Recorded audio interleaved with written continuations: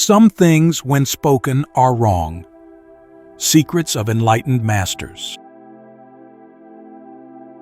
Chapter 1. Why Some Truths Can't Be Spoken. Have you ever felt a deep understanding or a strong feeling about life and then tried to tell someone else, but the words just didn't fit? They felt too small or wrong.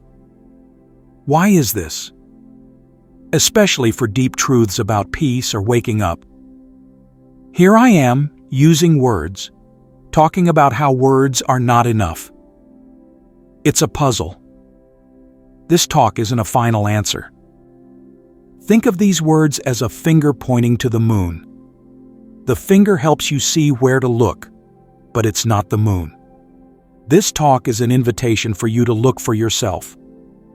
We use words all the time. Language is a truly wonderful tool humans have made. It lets us talk to each other, share what we know, learn from the past, and build things together. We use words to give names to everything: tree, house, happiness, sadness, idea. Words help us sort the world. They help us put things into groups, into pairs, big and small, hot and cold, good and bad, yes and no. This way of sorting things, of dividing them, is how language works. It helps us live our daily lives. But what happens when we try to use these tools, these words and groups that divide things, to talk about something that doesn't divide easily, something that feels whole or goes beyond our usual way of thinking? The Buddha, for example, spoke about different kinds of truth. There is truth for everyday life. We can call this conventional truth. This is the truth that helps us live together well. It's things like, do not harm others. Be kind. This is a table you can sit at. These teachings are important and guide us in the world we share. But there is also a deeper truth. It's about the true nature of things, reality as it really is, without our usual ideas and labels on top of it. This truth is often beyond our everyday words and beyond just thinking with our normal mind. This is where words start to show their limits. When we take our words, our ideas, our labels, and try to capture something that is very big, very deep, or goes beyond our normal way of seeing. Like the deep quiet you might find inside during meditation, or the feeling that everything is connected, or just seeing reality clearly before adding your thoughts. The words often make that thing seem smaller, simpler, or even a little bit wrong. Think about trying to describe the taste of a sweet, juicy mango to someone who has never tasted one. You can use words like sweet, soft, smells good. You can compare it to other fruits they know. You can use many words. But your friend only gets an idea from your words. They don't know the taste inside their mouth. Your words are like a picture of the taste, not the real taste. They are a description from the outside. They cannot give your friend the direct experience of tasting the mango themselves. Because words are like this, because they can change the meaning when we point them at the deepest reality, you see something interesting in the stories of wise teachers from long ago. When people ask them very deep questions, questions about the final nature of things, about true peace, about what happens after we die, sometimes these teachers chose to simply be silent. The Buddha himself was quiet when asked certain questions about the world and life. This silence was not because they didn't know the answer. It was a sign of deep understanding. They knew that any answer given with words would not be complete. It could be easily misunderstood. It might make the questioner just argue about ideas instead of looking inside themselves to find their own understanding. Their silence was a way to show that words were not enough. It was an invitation to look deeper, to go beyond the question, beyond the need for a verbal answer. Chapter 2: The Limits of Our Words and Thoughts. We've been thinking about how words, useful as they are, sometimes feel too small for deep truths, and how wise teachers sometimes chose silence. Why do words have these limits? It's because of how they work, and how our minds usually work with them. Think about this. Words, ideas, even books full of teaching are like maps. A map shows you a place, right? It shows the streets, the rivers, the mountains. It's very useful to help you find your way. But the map is not the real place. It's not the feeling of the sun on your skin there, or the sound of the wind, or the smell of the trees. You can look at a map for a long time, but you don't experience the place until you are actually there. The Buddha's teachings, the scriptures, they are like precious maps. They show us a direction. They point the way. But if we only look at the map, if we hold on to the words and ideas themselves and forget to look in the direction they are pointing, we miss the real place. We might even start to think the map is the country. Another way our minds and words limit us is how they usually work. Our everyday mind likes to divide things up. It sees the world in pairs, me and you, inside and outside, good and bad, happy and sad, here and there. Our language is built on this idea of opposites. It helps us understand the world in a simple way for daily life. But many deep teachings, including the Buddha's, say that the deepest truth, the way reality truly is beyond these pairs. It's not divided in that way. It's more like a whole, where these opposites don't stand alone in the way we usually think. The Buddha taught about something called emptiness.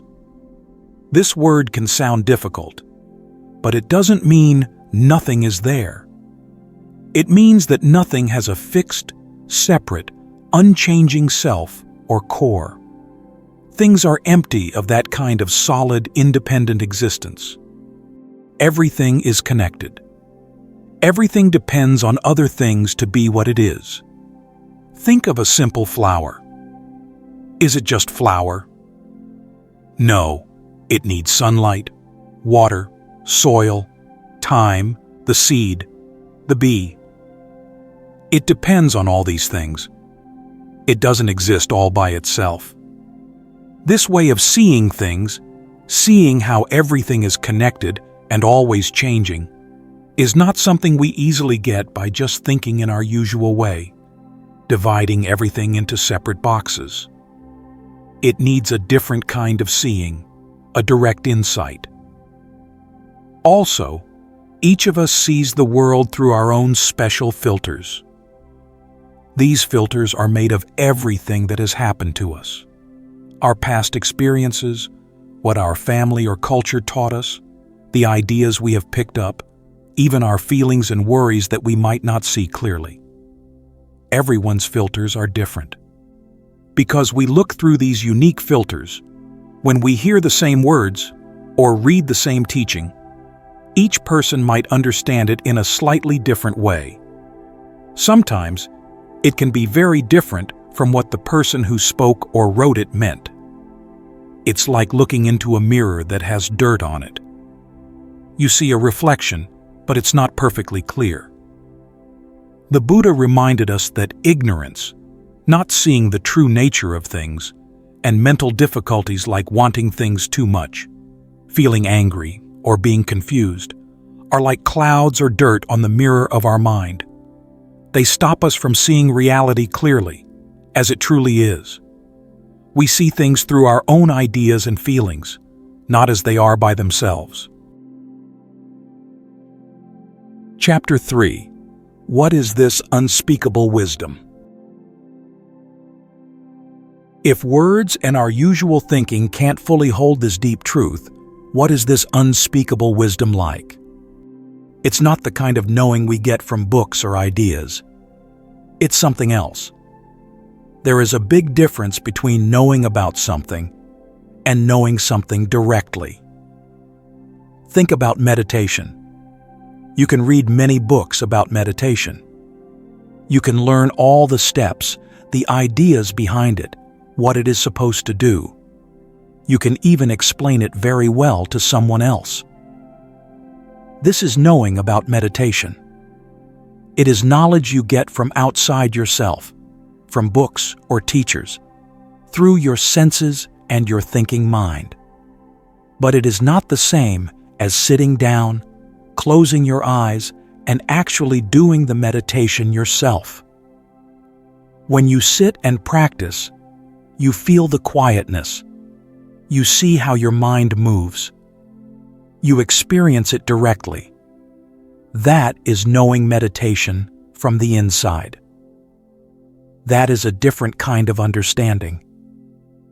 In Buddhist teaching, there are 3 ways we gain understanding or wisdom. The first is wisdom from hearing or learning. This is like reading the books, listening to talks. The second is wisdom from thinking and reflecting. This is when you think deeply about what you heard or read, you connect ideas, you try to understand it in your mind. But the most important kind is wisdom from practicing, from direct experience. This is the understanding that comes when you actually do the meditation, when you live mindfully, when you see things for yourself, inside your own mind and in the world around you. This wisdom, the kind that leads to true freedom, comes mostly from this direct experience. You cannot get it just by learning and thinking. This direct wisdom is often about seeing reality just as it is, not how we think it is, or how we want it to be, or how our ideas tell us it should be. Just seeing things simply, clearly, without adding anything from our own thoughts or feelings. It's like seeing a flower, and just seeing the flower. Not thinking, oh, that's a pretty flower, or I like this color. Just seeing the colors, the shape, the way it is right now. This state of seeing things as they are is often described as very simple, very obvious, always here, right now.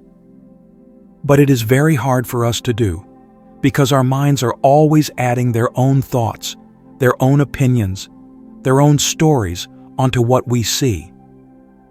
The goal of certain types of meditation is to help us develop this ability, to see things as they truly are. This helps us see clearly the true nature of everything that is put together or changes. This nature is described with 3 simple points. Everything is changing, impermanent. Nothing stays the same even for a moment. Everything is not fully satisfying, suffering or unsatisfactory. Because things change, we can't hold on to them to find lasting happiness in them. And nothing has a fixed, separate, unchanging self, non-self. Things are not what they seem to be in our minds, with a solid, independent core. Seeing these 3 points clearly, not just thinking about them, but seeing them directly in our own experience, is a big part of this deep wisdom. Moments of deep understanding, like what is sometimes called enlightenment, are often described by people who experience them as a feeling of being whole, of everything being connected. It feels like the idea of me and the world, or the one seeing and the thing being seen, disappears. All the lines we draw in our minds seem to fade away. This experience also feels like it is outside of our normal idea of time, the past, the present, the future, one after the other. It feels more like an eternal now, a pure presence. Because this experience is about being whole and being outside of our usual time, it's very hard for our language, which is built on dividing things and putting them in a line of time, to fully describe it. The Buddha also taught about how everything in the universe is connected and depends on everything else. Nothing exists alone. This is like a big net, where every point in the net is connected to every other point. If you touch one part, the whole net moves. Peace and freedom, like nirvana, are described as a state that is beyond all the things in the world that change and have limits, including the limits of time and space. Chapter 4.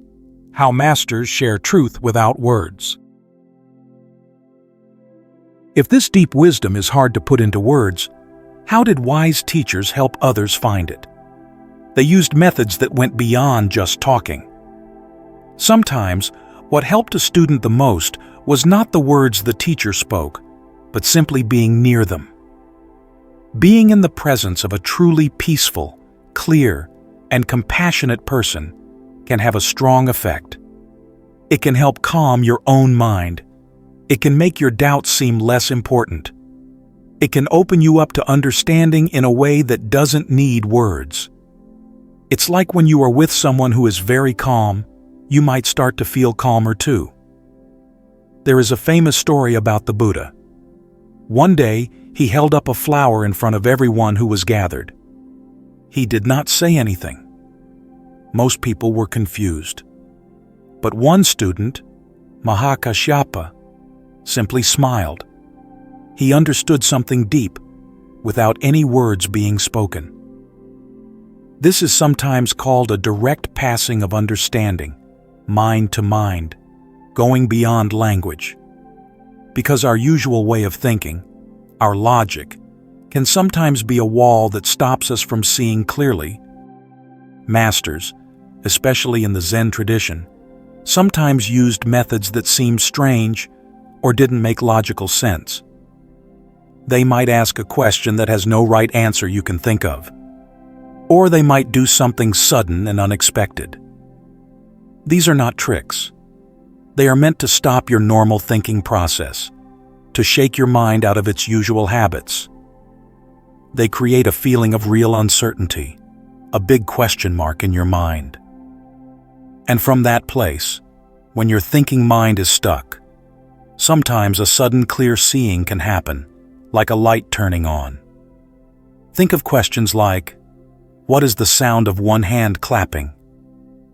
Your logical mind tries to find an answer, but it cannot. This pushes you beyond just thinking. But perhaps the most direct way these masters helped others was by guiding them to do things, not just to learn about things. Instead of just explaining ideas, they taught people how to practice. They showed them methods to explore their own minds and the nature of reality for themselves, from the inside.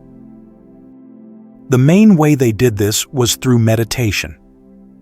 There are ways to meditate to make your mind calm and focused. And there are ways to meditate to see clearly, to see the true nature of your body and mind and the world. This involves paying attention to what is happening right now, in your mind and around you, without judging it. It is a way to see the truth directly, through your own experience, through persistent effort. The Buddha himself found understanding through meditation, and he taught that training the mind this way is central to finding freedom. He spoke about training in good conduct, training in focusing the mind, and training in wisdom. The focus and wisdom parts come mostly from practicing meditation and mindfulness in all parts of life. It's not about getting an answer from someone else. It's about finding it yourself through your own practice. Chapter 5. Finding Your Own Truth. beyond listening towards knowing. Wise teachers guided others through practice, showing them ways to see for themselves. This brings us to a very important point for you, the listener. Even the clearest teachings, the most helpful words from enlightened beings, can become something else if we are not careful. If we just hold on to the words themselves, or the rules or the rituals, like they are the final truth, we can get stuck. It's like mistaking the finger pointing to the moon for the moon itself. We might start to just follow rules without understanding why, or believe things blindly because someone said them, even if that person was a great teacher. When we do this, the teaching can become like a heavy stone instead of a helpful tool. The Buddha gave a teaching that is very direct. It is like an invitation. Come and see. This is not an invitation to just believe what he said. It's an invitation to look for yourself. He told people not to simply believe something because it is an old tradition, or because it is written in a book, or because a teacher says it. Instead, he said, look at it. Think about it. And if you find that it is good, that it helps you and helps others, then you should live by it. It is about using your own intelligence and your own experience to test the truth of things. It's a personal journey of seeing. The purpose of all these teachings, all these methods, even this talk we are having now, is not to give you a set of beliefs to just take in. Their purpose is to make you curious, to inspire you, to give you some ideas or directions so you can start or continue your own looking, your own seeing. This looking is not just thinking more. It is looking inwards. It is paying attention to your own mind, your own feelings, your own body, as you live each day. It is being mindful of what is happening right now. It is being brave enough to see things about yourself and about reality, even if they are not what you expected or what you were taught to believe. So, the point is not to stop at just hearing words or getting information. The point is to use the words as a starting place.